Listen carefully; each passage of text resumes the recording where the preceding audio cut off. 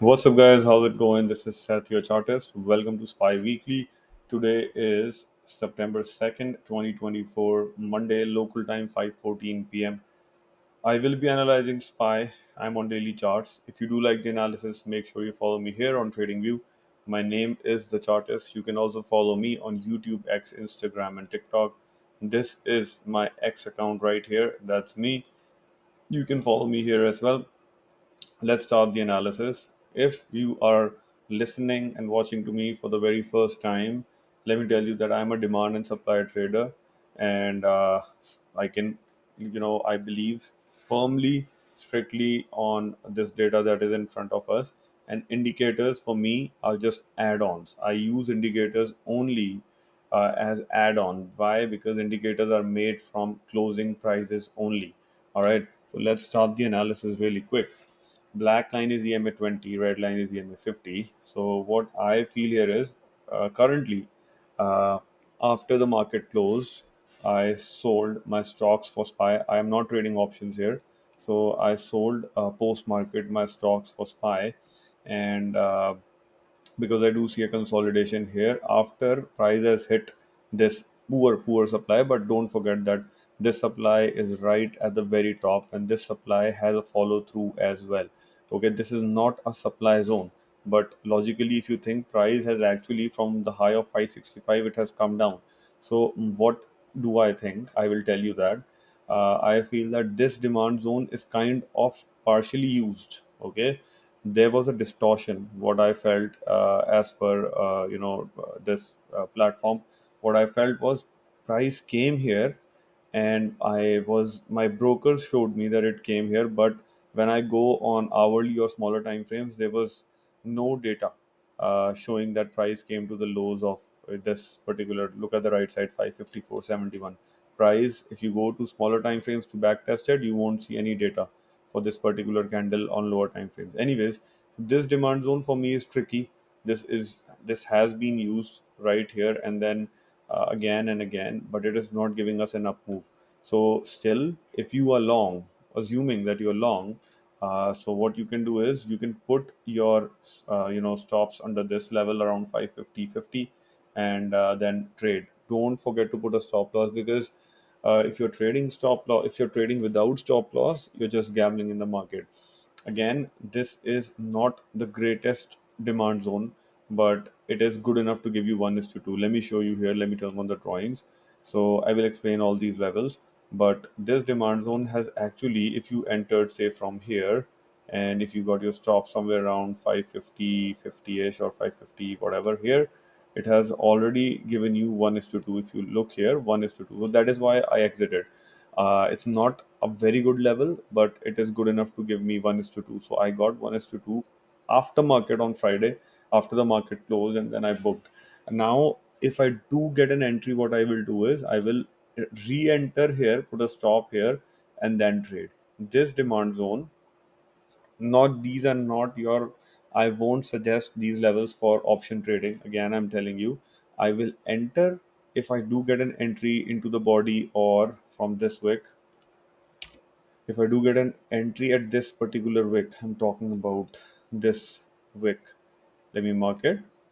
If I do get an entry here also, I will enter. Okay, what is the entry then? 554.70ish and below. If I get an entry, I will enter, and then I will put a stop loss somewhere here and then trade it. Okay, now the whole point here is, why am I saying when this demand zone is used, why am I saying that I will play this? See, technically there is a lot of momentum here as well. Okay, so this is your support, this is your support, this is your support. If you do get a closing of the candle below this level, below this red line, okay, this is price action. If you do get a closing below this level, this particular line, closing means not poking. This is the poke. Price poked this level and then got up. Now the whole point here is, if you get a closing, so what can happen here is price can poke through and then make a wick and go up. But if you get a closing below this level, it is kind of dangerous. Okay, it's a problem. Now that's a problem if you get a closing below 556.27. If a red or green, whatever candle closes, so if it gaps down, say tomorrow or day after tomorrow, and then it closes below this, it's a problem. Okay, then the momentum part is out. Now you're just trading this okay demand, which has already given us 1 is to 2. Okay, this is level one, not the greatest of all, because Spy, I don't know. I don't want to just tell you something that that Spy is trying to do something big. Yeah, it can do all time high. Who cares? What is all time high? $2 from here, it will do all time high. I'm not here to satisfy my ego. I'll tell you, yeah, it should do all time high. What if it gaps up tomorrow, does all time high, and then comes down? So all time high is done. That's forget about it. If it's trading at 563, 564, all time high is gone, it's done. Probably will be done tomorrow or day after tomorrow. But what how to trade here at the top, that is the whole point. So enter somewhere around here, put a stop loss here, and then try to take enjoy this whole green move that can come. But don't forget to put the stop loss here. First of all, this demand is actually used as per my understanding. But the whole point here is this particular price action is showing a lot of momentum. Plus, see, I deliberately left this EMA 20 black line, which has been horizontally marked right here. Now, price is going up. Okay, not price is going up. This indicator is going up. Why is it going up? Because consolidation is happening. Okay, it is this price action is actually wasting your theta. If you are a day trader, then you are entering exiting very quickly, but this is not the move that I love. Okay, this is basically wastage of theta as per my style of trading.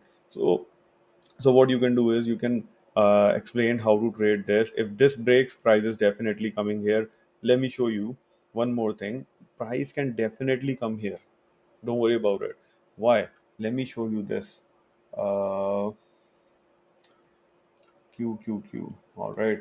In QQQ, see, price has already broken this demand.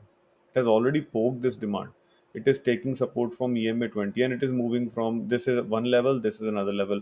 So what can happen in QQQ is price can come in the middle of these two levels around 466, and then it can go up. So this is the exact same price action. That is why I exited. See, exact same price action of QQQ as well. Look at this green, this, and then another green candle. Okay, and it must have given 1 is to 2 or not, I don't know, because this is hitting this supply right here. This is a proper supply, and this supply is actually holding QQQ and trying to push it down. This is actually, see, if you, this is not a great demand, this is a very good demand. You can trade this demand if price do come here. Now in SPY also there is a very similar price action, and that is why I'm telling you it can come down. If it comes down, look at this, SPY has a similar kind of price action. If it comes down here, you can put a stop here and then start trading it. That's it. Do not mess up the stop loss level. Then the other, if this breaks, this will stop. Okay, if you're doing stocks, you're fine, but if you're trading options, then understand, if it pokes through 551 and it does come to 544, 543, then your option is gone. So be very careful. I'm telling you, I will be trading this level, particularly this level, because of my trading style. But I do know that if it breaks through and it comes here, then again this is another level where I can go long. This is your entry, this is your stop loss for this particular price action. Okay, this is trade number 2 and this is trade number 3. I will explain these levels later on, but this is trade number 3.